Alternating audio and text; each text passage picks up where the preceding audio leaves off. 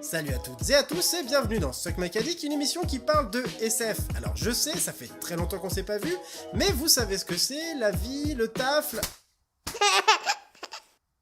la paternité. Mais bref, je suis de retour pour vous parler de SF, et pour ça aujourd'hui je suis accompagné de Miroir SF. Alors si vous êtes amateur du genre, il y a des chances pour que vous le connaissiez déjà, mais si c'est pas le cas, vous pouvez aller foncer sur sa chaîne. Enfin, pas maintenant là, parce je fais une vidéo là en fait. Alors il m'a laissé des instructions pour le contacter, je vais vous lire ça. Salut cœur, blablabla, ton travail admirable, ok. Pour me contacter, regarde ton objectif, et dis 3 fois Miroir SF.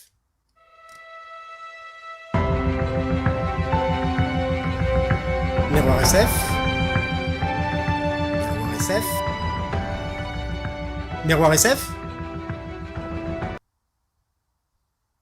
En même temps, je suis complètement con, j'ai son numéro, il suffit juste que je l'appelle, hein, c'est... Je suis là. C'est ma bière ? Oui.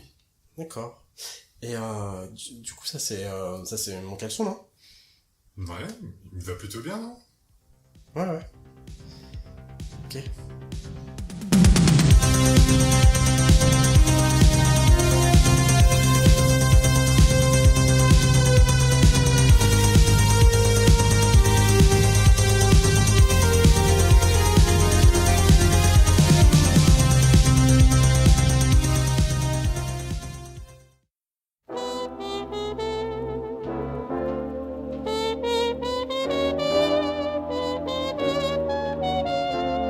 Aujourd'hui, on va vous parler de la trilogie du problème à 3 corps de Liu Cixin. Le problème avec cette œuvre, c'est qu'on ne peut pas vous parler de l'ensemble de l'intrigue sans spoiler au moins le premier tome. C'est pourquoi on va procéder en 2 temps. D'abord, on vous parlera uniquement du premier tome, sans spoiler, c'est promis. Puis, pour ceux qui veulent s'arrêter là, eh bien, pas de soucis, d'autant qu'on peut vraiment lire le premier tome comme un one-shot. Et ensuite, pour tous ceux qui se posent la question de poursuivre ou non leur lecture, eh bien, on vous esquisse en fin de vidéo l'intrigue des 2 autres tomes. Bon. Elle était bien cette fois, non ? Non mais c'est très bien, c'est juste que t'es chez moi, quoi. Et alors ? Bah, c'est ma bière. C'est mon appart. Et là, tu fais peur à tout le monde.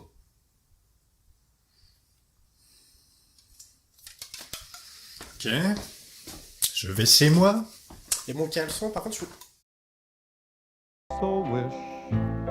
1967. On est en pleine révolution culturelle en Chine. L'un des principaux personnages de ce roman, Ye Wenji, qui fait des études en astrophysique, assiste à la mort tragique de son père. Son père est professeur d'université, et comme bien des intellectuels de cette époque, il se fait humilier publiquement et assassiner dans la foulée par une jeunesse complètement manipulée. 2 ans plus tard, en 1968, Ye Wenji est devenue bûcheronne dans l'un des nombreux régiments du corps de production et de construction de la Mongolie intérieure. Elle rencontre alors un journaliste qui lui fait lire un livre interdit, Silent Spring, le printemps silencieux. Ce livre, écrit en 1962, est connu pour avoir lancé le mouvement écologiste dans le monde occidental. Cette lecture va avoir un retentissement important dans la vie de Ye Wenji, puisque c'est à partir de là qu'elle va devenir profondément écologiste, ce qui va avoir un impact important pour l'intrigue du roman. La police politique découvre toutefois qu'elle a lu ce livre, et pire, elle croit à tort que Ye Wenji est à l'origine d'un courrier dénonçant la déforestation, ce qui représente un crime politique important. Alors qu'elle est sur le point de mourir de froid en prison, elle a toutefois l'opportunité de s'en sortir. On lui propose de mettre ses talents d'astrophysicienne à profit en travaillant dans un centre militaire ultra confidentiel, la base Côte Rouge. Pour éviter de passer des années en prison, elle décide d'accepter. Il lui faudra toutefois du temps pour comprendre quel est l'objet réel des recherches de ce complexe militaire, car on ne lui donne au début que de petites tâches à réaliser qui ne lui permettent pas de comprendre la finalité de son travail. à notre époque, Bong Miao, le deuxième protagoniste principal de l'histoire, est escorté un peu malgré lui par le commissaire Shi Qiang jusqu'à une réunion secrète tenue et organisée par les autorités militaires chinoises. Il apprend considérer que le monde scientifique voit ses plus éminents représentants se suicider les uns après les autres. Leur mot d'adieu, mystérieux, laisse entendre que les lois fondamentales de la physique n'ont plus cours et qu'ils préfèrent disparaître plutôt que d'admettre qu'ils se sont fourvoyés toute leur vie. On révèle à Wang Miao que certaines des victimes de cette vague de suicides étaient des membres de la Société des Frontières de la Science et qu'il ne doit sa présence à cette réunion que grâce à ses accointances avec le groupe. Wang, qui est un spécialiste des nanotechnologies, connaît en effet très bien certains membres de cette société et a déjà dû par le passé décliner certaines de leurs invitations. Le général Chang Weizi, qui dirige la réunion, lui suggère de revenir sur sa décision afin d'espionner le groupe qui promeut la théorie selon laquelle la science et la technologie ont atteint leurs limites. Une théorie qui résonne étrangement avec les motifs évoqués par les victimes pour expliquer leurs gestes. Wang Miao n'accepte que parce qu'il a l'intuition que quelque chose de désastreux est sur le point de se produire. Le général Chang Weizi est grave, et s'il reste évasif quant à la situation, la présence de représentants des plus grandes armées et des plus grands services secrets du monde ne laisse planer aucun doute. Une guerre à l'échelle mondiale se prépare, reste à connaître l'ennemi. Peu de temps après la réunion, Wang Miao se rend chez Chen Yufei, son contact de la Société des Frontières de la Science, pour lui demander des explications. Il l'interrompt alors qu'elle est en train de jouer à un jeu en ligne, le problème à 3 corps. Intrigué, Wang Miao note mentalement le nom du jeu et parle à Chen de l'étrange réunion à laquelle il a assisté. Elle élude la question mais tente de le dissuader de continuer ses recherches sur les nanotechnologies. Il court selon elle un grand danger. Dérouté par sa conversation, mais percevant encore une fois l'étrangeté de la situation, il finit par rentrer chez lui en proie à des questions qui le tourmentent. Le mystère s'épaissit encore lorsqu'un matin, il voit s'incruster sur les photos qu'il développe, puis directement sur ses yeux, un compte à rebours angoissant. Chen Yufei réitère ses avertissements, et en effet l'horloge ne disparaît que lorsque Wang décide d'interrompre ponctuellement ses recherches.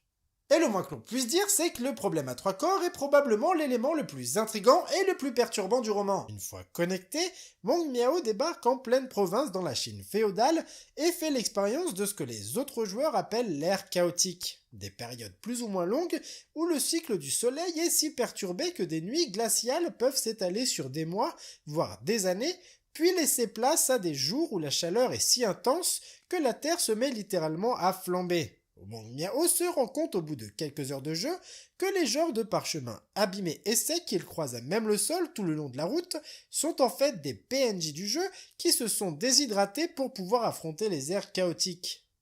Les enjeux du problème à 3 corps échappent tout d'abord à Wang Miao, mais très vite le jeu se met à l'obséder et il finira par comprendre que si le soleil agit de manière si bizarre, c'est qu'en réalité il y en a 3. Au fil de ces parties, Wang assistera à la naissance puis à la destruction de civilisations entières. Des civilisations qui tenteront toutes de percer le mystère des 3 soleils afin d'anticiper les ères chaotiques, mais qui malheureusement seront toutes balayées par d'immenses cataclysmes.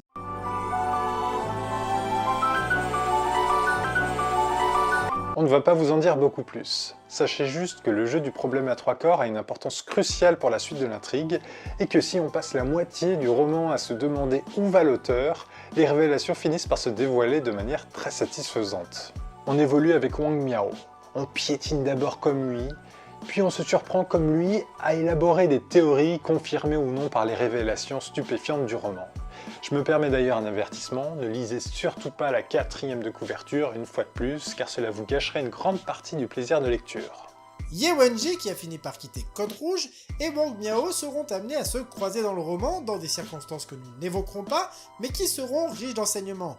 Dans ces moments, le livre bascule d'une période à l'autre, et souvent l'histoire de Ye Wenji apporte un éclairage nouveau sur des événements présents. Et si j'aime beaucoup le personnage de Wang Miao, je dois admettre que je lui préfère nettement celui de Ye, qui a subi les pires frustrations et qui a vu son monde s'écrouler, mais qui s'est accroché à la vie par pure conviction. Alors certes, une conviction morbide qui a eu des conséquences monstrueuses et que ces traumatismes ne peuvent excuser, mais une conviction qui lui donne une force et une dignité qui m'ont ému.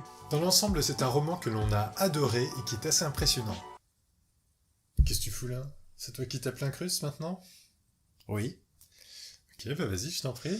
Juste, par contre, t'as pas une bière? Il s'agit d'un roman de hard SF, mais assez facile à lire et à comprendre. Et chose importante, les découvertes scientifiques jouent elles-mêmes un rôle dans le développement de l'intrigue. Autrement dit, le côté scientifique n'est pas seulement là pour donner un vernis au bouquin, il est au contraire moteur de l'action. On le voit dans le tome 1, et encore davantage dans les tomes 2 et 3. Dès qu'un tout petit peu du coup. Voilà. Ce roman présente toutefois quelques défauts, et notamment la psychologie des personnages qui n'est pas toujours bien réussie. C'est en fait assez inégal suivant les passages, certaines scènes sont tout simplement bluffantes, et d'autres fois les personnages nous paraissent caricaturaux, voire manquent de profondeur psychologique. Enfin, dans l'ensemble, c'est un bouquin hautement recommandable. Et maintenant, pour celles et ceux qui se posent la question de lire l'ensemble de la trilogie, voici un bref aperçu des tomes 2 et 3, mais attention, on préfère vous prévenir, ça va spoiler le tome 1. La grande révélation du tome 1, c'est que le jeu du problème à 3 corps représente une société qui existe vraiment. Elle se trouve sur une autre planète, dans un système solaire avec 3 soleils, exactement comme dans le jeu. La vie est devenue tellement impossible sur cette planète que les habitants, appelés les trisolariens, estiment qu'il n'y a plus qu'une issue pour survivre,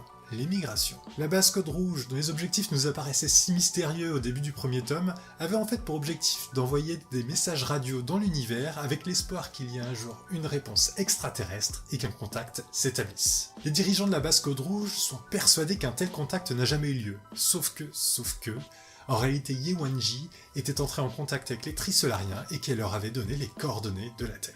Avec ces coordonnées, les Trisolariens ont compris qu'ils avaient une chance de fuir leur planète et de s'installer dans un endroit beaucoup moins hostile. Mais malheureusement pour les humains, les Trisolariens n'ont pas l'intention de venir cohabiter gentiment avec eux. Ils veulent tout simplement nous exterminer et prendre notre place. Une flotte de vaisseaux spatiaux militaires vient tout juste de quitter Trisolaris et il reste à peine 400 ans aux êtres humains pour se préparer à la bataille. On va donc suivre le destin de l'humanité sur plusieurs siècles et c'est fabuleux d'imagination, autant sur le plan des événements historiques que sur le plan du développement technologique. Grâce par ailleurs à l'invention d'une technique d'hibernation, on suit le destin de certains personnages sur plusieurs siècles, ce qui nous permet de nous attacher à eux. On ne vous en dira pas plus car ces 2 tomes mériteraient une vidéo à part entière, d'autant qu'ils sont assez différents du premier tome. Je vous les recommande en tout cas chaudement. Et voilà, c'est terminé pour cette vidéo. Si ça vous a plu, eh bien écoutez, n'hésitez pas à cliquer sur le petit pouce en bas de l'écran, ça fait toujours plaisir. Et puis bien sûr, pensez à vous abonner à nos 2 chaînes.